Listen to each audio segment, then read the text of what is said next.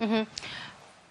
Dan saudara, untuk mengetahui proses rekapitulasi hasil pemilu 2024, kita akan sapa ada rekan saya, ini Putu Trisnanda yang ada di bagian lain dari kantor KPU RI. Putu, yang terakhir yang kita lihat adalah hasil rekapitulasi atau proses rekapitulasi suara yang ada di Sorong. Ini menghambat proses rekapitulasi suara Provinsi Papua Barat Daya. Apakah ini juga kemudian berdampak pada penghitungan suara nasional?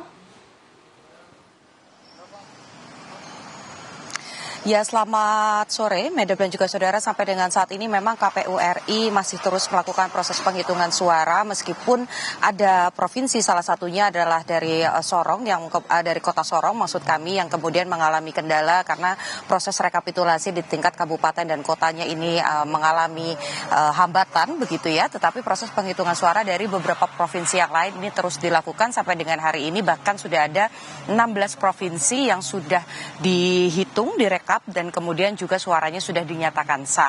Target dari KPU sendiri ini juga selesai sebelum tanggal 20 Maret 2024, di mana pada tanggal 20 Maret harapannya memang KPU ini sudah mengeluarkan hasil akhir dari rekapitulasi tingkat nasional. Yang kemudian terjadi di Sorong ini juga sudah informasikan dari pihak Sorong sendiri, dari KPU tingkat Provinsi Papua Barat, yang berharap pada tanggal 14 Maret 2024 ini juga sudah bisa mulai melakukan proses penghitungan suara, sehingga di tanggal 14 Maret itu suara sudah bisa bergeser dari Provinsi Papua Barat dibawa ke Jakarta untuk kemudian dihitung langsung di gedung KPU RI. Lebih lengkapnya lagi terkait dengan target selesai proses rekapitulasi suara di tingkat nasional, berikut pernyataan dari Komisioner KPU Ajus Melas. Kalau target kami malah sebelumnya, misalnya apakah mungkin nanti tanggal 18, karena kan kita juga pantau perkembangan yang di bawah ya, di tingkat provinsi yang sedang berlangsung, tapi relatif sekarang sudah selesai bagian-bagian akhir. Jadi sekarang tinggal nanti biasanya kalau mereka selesai, kemudian kita kasih jeda waktu 1-2 hari untuk rehat atau menyiapkan beberapa hal, tapi mungkin kalau misalnya untuk kedepannya mungkin sehari cukup kan. Nah, jadi kalau kita lihat bagaimana pernyataan ataupun juga optimisme dari KPU RI, nampaknya ini bisa diselesaikan sebelum tanggal 20 Maret 2024. Seperti juga hari ini proses penghitungan dilakukan dalam 2 panel, panel A dan juga panel B, di mana panel A ini sedang melakukan rekapitulasi untuk Sulawesi Utara dan juga Sulawesi Barat, sementara di panel B ini tengah berlangsung proses penghitungan suara untuk Jawa Timur. Medok. Oke, itu juga menarik ya, Putu. Selain ada provinsi lain, 16 provinsi Anda tadi bilang untuk penghitungan suara tingkat nasional, artinya masih ada kurang dari setengah jumlah provinsi di Indonesia harus masih dihitung proses penghitungan suaranya. Kalau untuk Jawa Timur sendiri, apakah sudah ada hasilnya, Putu? Ya, sampai dengan saat ini proses penghitungan untuk Jawa Timur sendiri di tingkat pemilihan legislatif atau di tingkat legislatif memang masih berlangsung. Tetapi kalau untuk di tingkat Pilpres, tadi kita sudah melihat juga menyaksikan bersama-sama bagaimana kemudian proses rekapitulasi ini berjalan begitu ya. Kalau kita lihat untuk Jawa Timur sendiri, Prabowo Gibran masih unggul, kemudian diikuti oleh pasangan nomor urut 1, yakni Anies Baswedan dan juga Muhaimin Iskandar. Lalu di urutan ketiga ini ada Ganjar Pranowo dan juga Mahfud MD.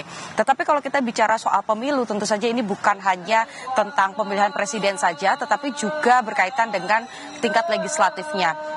Tadi yang sudah dihitung adalah Jawa Timur 1 dan juga Jawa Timur 2, sementara yang juga sedang berproses adalah Jawa Timur 3 dan seterusnya ini masih terus dihitung dan juga dicek, karena kalau kami lihat memang ada sedikit keberatan begitu ya yang disampaikan dari saksi partai, ya ini Partai Amanat Nasional, yang meminta komisioner untuk kemudian melihat kembali beberapa keluhan-keluhan yang terjadi di tingkat provinsi pada saat dihitung begitu. Tetapi kalau kita lihat untuk Jawa Timur sendiri, nama yang kemudian menarik perhatian adalah Salah satu personil dari Dewa 19, yakni Ahmad Dhani, ini nampaknya memiliki kans yang cukup besar untuk melenggang ke Senayan, karena kalau kita lihat Ahmad Dhani sendiri ini berasal dari Partai Gerindra, dan untuk Jatim 1 atau Jawa Timur 1 yang tadi sempat dihitung ini sudah berhasil partainya, yakni Partai Gerindra, mendapatkan peringkat yang paling tinggi jika dibandingkan dengan partai politik lain.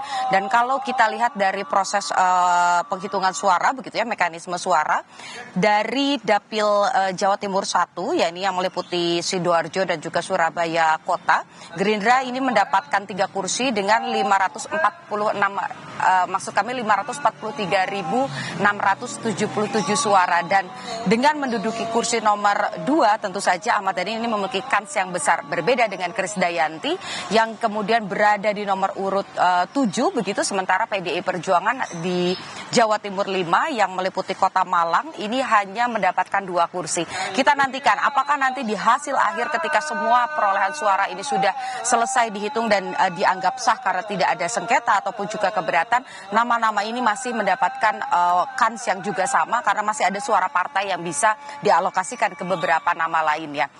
Medop, kembali ke Anda di studio.